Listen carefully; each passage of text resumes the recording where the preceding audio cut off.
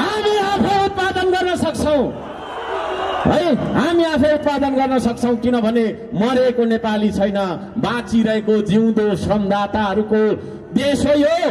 त्यसो भएको कारणले हामी गर्न सक्छौं। हामी हाम्रो देश र हाम्रो राष्ट्रियता भन्दा ठुलो अरू केही देख्दैनौं। त्यसो भएको कारणले गर्दाखेरि कोही कसैले हामीलाई बत्तीको खम्बा अगाडि दिन्छु, लाइन ल्याइदिन्छु भनेर प्रलोभनमा पार्न छोडिदिनुहोस् है। हामीलाई हाम्रो माटो, हामीलाई हाम्रो देश भौतिक सेवा सुविधाको प्रलोभन भन्दा माथि छ। हामी आफै ल्याउन सक्छौं बत्ती। हामी कसैको तपाईको चाहिँ नि एमसीसी र फ्यामसीसी हामीलाई चाहिँदैन। हामी आफै उत्पादन गर्न सक्छौं। यता आइदिनुहोस्, यो हाम्रो टी सर्ट हो। उता उता स्टेजतिर फर्किदिनुहोस्। यहाँ लेखिएको छ, म हुँ श्रमदाता, हेर्दिन म अरूको आश, बन्दिन म जिउँदो लास। हेर्दिन म अरूको आश, बन्दिन म जिउँदो लास। सजाउँछु श्रमले परिवेश, बनाउँछु म आफ्नो देश। त्यो श्रमदाता बन्ने हो तपाईँ? धन्यवाद। त्यो श्रमदाता बन्ने हो तपाईँ? हो। हाम्रो श्रमको सिद्धान्तले, हाम्रो श्रम संस्कृतिको मान्यताले के भन्छ भने अल्छी मान्छे मरेको मान्छे हो। मान्छे मर्नका लागि सासै जानु पर्दैन है। हाम्रो श्रमको सिद्धान्तले के भन्छ, यदि तपाईँ अल्छी हुनुभयो भने तपाईँ जिउँदो लास हो। जिउँदो लास भनेको के हो? कहिले सास जान्छ र त्यसको अन्त्येष्टि गरौँ भन्ने पर्खिने मात्रै हो। भोलि म जुनसुकै ठाउँमा पुगौँ नपुगौँ एउटा ठाउँमा छ, तर सधैँभरि मेरो सोचाइ यही हो है। हामीले कुनै उच्च नीच नहोस् भनेर समतामुखी तपाईको चाहिँ नि हाम्रो श्रम संस्कृति बनाउनु पर्छ भनेर यो पार्टीमा कोही नेता र कोही कार्यकर्ताको परिकल्पना गरिएको छैन। यो पार्टीमा सबै मान्छे श्रमदाता हो। यहाँ कसैलाई नलागोस् म चाहिँ नेता हो भन्ने नलागोस्, हामी सबैजना श्रमदाता हो। तपाईँ पनि श्रमदाता, म पनि श्रमदाता, तपाईँ पनि श्रमिक, म पनि श्रमिक है। यहाँ तपाईँ चाहिँ तपाईँको सानो हुनुपर्ने, कोही मान्छेले ठुलो हुनुपर्ने भन्ने छैन। श्रम संस्कृतिको चेतनाले के भन्छ भने ऐना हेर्दा जो देखिन्छ उही हो देश बनाउने। आफ्नो देश बनाउनु छ, कसको आशा हेर्नु? तपाईँ आशा नहेर्नुहोस् अरूको, ऐना हेर्नुहोस्। ऐना हेर्दाखेरि जो देखिन्छ त्यही मान्छे हो देश बनाउने है। त्यो देश कसले बनाउँदो रहेछ? मैले भनिदिनुहोस्, मैले त्यो देश कसले बनाउँदो रहेछ? हो, ऐना हेर्दा जो देखिन्छ त्यही मान्छेले देश बनाउने।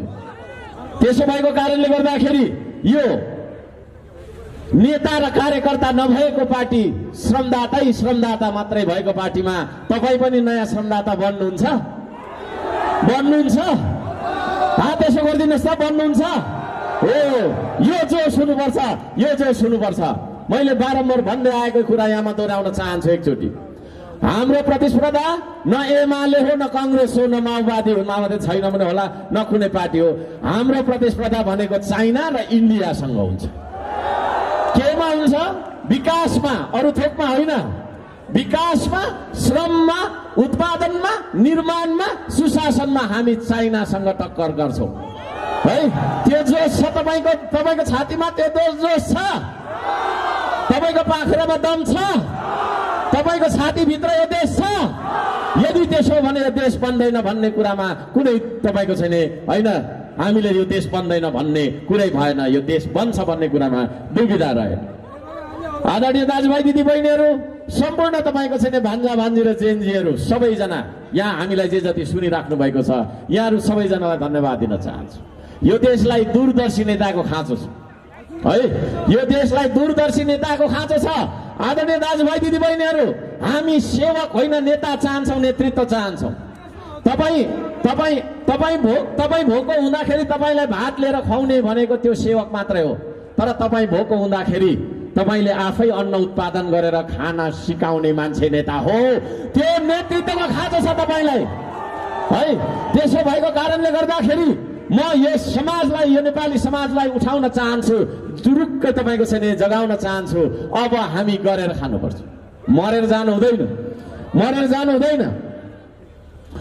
त्यसो भएको कारणले गर्दाखेरि यो देश बाँचिरहेको हुनुपर्छ भने हामी सबैको चेतनामा म पनि बाँचिरहेको छु भन्ने हुनुपर्छ। तपाईहरु जीवित मान्छे हो, तपाईहरु जीवित मान्छे हो, तपाईहरु जीवित मान्छे हो। यदि तपाईहरु जीवित मान्छे भने पक्कै पनि हाम्रो देश बाँचिरहेको देश हो। यो बाँचिरहेको देश र हाँसिरहेको देशमा कुनै पनि विदेशी शक्तिले खेल्न पाउँदैन। आदरणीय दाजुभाइ दिदीबहिनीहरू, जीवित नेपालीहरूको देशमा कुनै तपाईको विदेशी शक्तिले हालिमुहाली गर्न पाउँदैन, उसको क्रीडास्थल बनाउन पाउँदैन। हामी हाम्रो स्वाभिमान भन्दा ठुलो, हामी हाम्रो गौरव भन्दा ठुलो, प्रविधिमा हामी कमी छौं भन्ने तपाईलाई लागेको होला, भ्रम हो। न प्रकृतिमा हामी कमी छौं, सगरमाथा जस्तो तपाईको चाहिँ नि सर्वोच्च शिखर भएको देश। संस्कृतिमा न हामी तपाईको चाहिँ नि हामी चोक चोकमा, गाउँ गाउँमा, टोल टोलमा विविध खालका संस्कृतिहरू हामीसँग छ। हामी न संस्कृतिमा कम छौं, न प्रविधिमा कम छौं। आजभन्दा 1500 वर्ष पहिला ढिकी र जाँतो बनाउने पुर्खाको सन्तान हो कि होइन हामी? तर पछिल्लो समयमा हामीलाई हाम्रो शिक्षाबाट हामीलाई ट्विस्ट गरिदियो है। हामीले हाम्रो मौलिक प्रविधिहरू सबै त्यागेर, मौलिकतालाई त्यागेर विदेशीले तपाईको चाहिँ बेचेको पापड खान थाल्यो, त्यहाँदेखि सबै कुरा बिर्स्यो। आजभन्दा 2000 वर्ष पहिला जाँतो र ढिक्की बनाउने पुर्खाको सन्तानले आज एउटा सियो पनि बनाउन सक्दैन भन्दाखेरि लाजले शिर घरिघरि मेरो त कता कता निउरिन्छ। अब प्रविधिको क्षेत्रमा पनि युवा जाग्नुपर्छ आदरणीय दाजुभाइ दिदीबहिनीहरू। हो, यही हो हर्कबाद भनेको के हो भनेर धेरै पत्रकारहरूले अपमानजन्य तपाईको चाहिँ भाषामा सोधेको देख्दैछु है। हर्कबाद भनेको के हो भन्दा यो देशको प्रकृति, यो देशको संस्कृति र यही देशको प्रविधिको कुरा गर्ने एउटा सिद्धान्त हो हर्कबाद है। हर्कबादले यो सिमानाको रक्षा गर्नु भन्छ, यहाँका तपाईको चाहिँ प्रकृतिको संरक्षण गर्नुपर्छ भन्छ, यहाँको ढुङ्गा र माटो नै हाम्रो तपाईको सम्पत्ति हो भन्छ। विदेशी वादलाई पढेर फल्नाले मार्नुपर्ने, फल्ना के जातको कुरा, पार्टीको कुरा गरेर भिडन्त गरेर नेपाली जनताको रगतमा टेक्दै गएर सत्ताको कुर्सीमा बस्ने बात होइन यो। अर्काले खाँदै गरेको रोटी खोसाएर खाने बात होइन यो के हो भन्दाखेरि अरूलाई दुःख पर्दाखेरि उसलाई सम्हाल्ने, उसलाई सघाउने बात हो यो है। प्रकृति, संस्कृति र प्रविधिको अन्तर सम्बन्ध नै जीवन हो। प्रकृति, संस्कृति र प्रविधिको सन्तुलित र समुचित विकासले मात्रै मानव संसार र जगतको उन्नति गर्छ भन्ने वाद हो यो तीनटाको सन्तुलन भएन भने, सन्तुलन बिग्रियो भने संसार रहँदैन। त्यसो भएको कारणले गर्दाखेरि हाम्रो शरीर आफैमा प्रकृति हो, हाम्रो सोच विचार आफैमा संस्कृति हो, हाम्रो शरीर हार्डवेयर हो, हाम्रो सोचाइ सफ्टवेयर हो, त्यो सफ्टवेयर संस्कृति हो, त्यो हार्डवेयर प्रकृति हो है। हामीले जित्छौँ, हामीले सरकार गठन गर्छौँ, त्यस पछाडि हामीले चाहिँ जेनजीको एउटा आयोग बनाउँछौँ जसले देशका चाहिँ नदीनालाहरू बेचिरहेका छन्, असमान सन्धि सम्झौताहरू गरिरहेका छन्। त्यस्तै मान्छेहरूको पछाडि हामी लागिदिनु पर्ने, ताली बजाइदिनु पर्ने। अब हामी सबै मिलेर बाँझो बारी खनौँ। तपाईहरू पनि आउनुहोस्, गैँती लिएर, कोदालो लिएर। 3 करोड नेपालीको 6 करोड हात। देश सम्झिँदा लाज लाग्ने होइन, देश सम्झिँदा डर मान्नु हुँदैन, लजाउनु हुँदैन है। श्रम संस्कृति पार्टी यस्तो पार्टी हो जुन पार्टीको आफ्नो झण्डा छैन। क्रान्तिकारी विकास र विकासमा के फरक छ म तपाईहरुलाई भन्न चाहन्छु। विकास भन्ने ठेकदारले पनि गर्न सक्छ, तर क्रान्तिकारी विकास भनेको तपाई हामी सबै मिलेर गर्छ। ठेकदारले 1 वर्ष लगाएर गर्ने काम यदि श्रमदानबाट हामीले 1 महिनामा गर्न सक्छौं भने 11 महिना बचाउँछौं। त्यो 11 महिना बचाएर त्यसरी तपाईको छैन छिटो द्रुत गतिमा फास्ट ट्र्याकमा विकास गर्न चाहन्छ। त्यो विकासलाई क्रान्तिकारी विकास भन्छ। त्यो विकास आजको आवश्यकता हो। म यहाँहरु सबैजनालाई भन्न चाहन्छु, विदेशी ऋणबाट एडीबी र वर्ल्ड ब्याङ्कले दिन्छ अनि म विकास गर्छु भन्ने आशामुखी बन्दैन हाम्रो अब श्रम संस्कृतिले। त्यो बन्न हामीलाई सिकाउँदैन। त्यो कुरा जेनजीले भन्न चाहेको हो भन्ने मैले बुझेको छु है। जेनजीको आन्दोलनमा भएको अनस्पोकन ट्रुथ, नभनिएको एउटा सत्य के छ भन्दाखेरि हाम्रो विचार अनुसारको राज्य हुनुपर्छ भन्ने पनि हो कि होइन? त्यसो भएको कारणले गर्दाखेरि आदरणीय दाजुभाइ दिदीबहिनीहरू, हामीले घोषणा पत्रमै लेखेका छौं हामी सरकार गठन गरिसकेपछि हामीले नै जित्छौं, हामीले नै जित्ने हो। कुनै शंका छ? हामीले जित्छौं, हामीले सरकार गठन गर्छौं। त्यसपछि हामीले चाहिँ जेनजीको एउटा आयोग बनाउँछौं है। जेनजीले के भन्न चाहेको छ भन्ने बुझ्नु पर्यो नि हैन?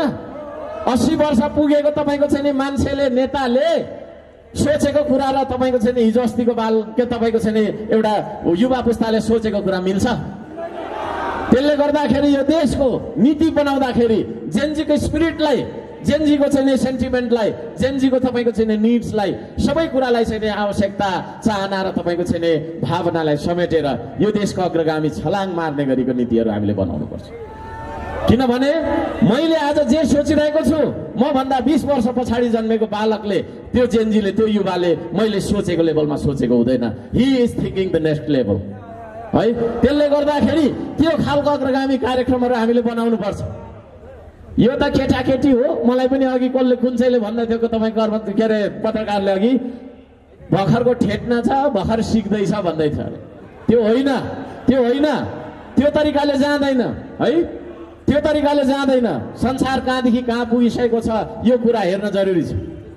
70 वर्षदेखि तपाईँको भाषण गर्ने पार्टीको पछाडि लाग्दाखेरि उत्तरतर्फको छिमेकी चीनले हामीलाई झन्डै 200 वर्ष पछाडि छोडेन विकासमा है। अनि अझै हामी उनीहरूकै पछाडि लागिराख्नु पर्ने होइन है। जसले देशका चाहिँ नदीनालाहरू बेचिरहेका छन्, असमान सन्धि सम्झौताहरू गरिरहेका छन्, त्यस्तै मान्छेहरूको पछाडि हामी लागिदिनु पर्ने, ताली बजाइदिनु पर्ने होइन है। We work as the spirit of the Gen Z. जेनजीको तपाईँको चाहिँ स्पिरिट अनुसारको काम गर्छ श्रम संस्कृतिले, र श्रम संस्कृतिले एउटा अनुरोध पनि गर्छ जेनजीलाई, अब हामी सबै मिलेर बाँझो बारी खनौँ। तपाईहरू पनि आउनुहोस्, गैँती लिएर, कोदालो लिएर। मैले प्रतीकात्मक हिसाबले भन्दैछु, कोदालो नै लिएर नखन्नुला, अर्नै कुनै मेसिन लिएर पनि खन्न सकिन्छ। तर म के भन्दैछु भने जोसको कुरा हो, स्पिरिटको कुरा हो। बाँझो नेपाललाई चिर्नका लागि तपाईँहरूले मलाई सघाउनुहुन्छ? सघाउने हातहरू हेरौँ न त। हो, यतिका हातहरू म देख्न चाहन्छु। सबै मिलेर एकचोटि भन्नु त, 3 करोड नेपालीको 6 करोड हात। सबैजनाले भन्नुहोस् 3 करोड नेपालीको 6 करोड हात। देश सम्झिँदा लाज लाग्ने होइन, देश सम्झिँदा डर मान्नु हुँदैन, लजाउनु हुँदैन है। अघि भर्खर हामीले के भन्यौं, देश देश देश। त्यसो भएको कारणले अझै जोडले भनौं, 3 करोड नेपालीको 6 करोड हात चलाउनु पर्छ एकैसाथ। कलमले मात्रै बन्दैन देश, औजार चलाउनु पर्छ। अब नीतिले मात्रै बन्दैन देश, श्रमदान गर्नुपर्छ। अब हामी सबैजना श्रमदाता बन्न तयार हो। श्रम संस्कृति पार्टी यस्तो पार्टी हो जुन पार्टीको आफ्नो झण्डा छैन। आफ्नो झण्डा बोकेर हिँड्न थाल्यो भने राष्ट्रिय झण्डाको मोह हराउँदै जाँदो रहेछ, देशप्रतिको माया पनि हराउँदै जाँदो रहेछ। मेरो त यो पार्टीको झण्डा हो भने त्यही बोकेर बस्नु पर्दो रहेछ भनेर हामीले झण्डा राखेनौँ। मन पर्यो तपाईहरुलाई? मन पर्यो?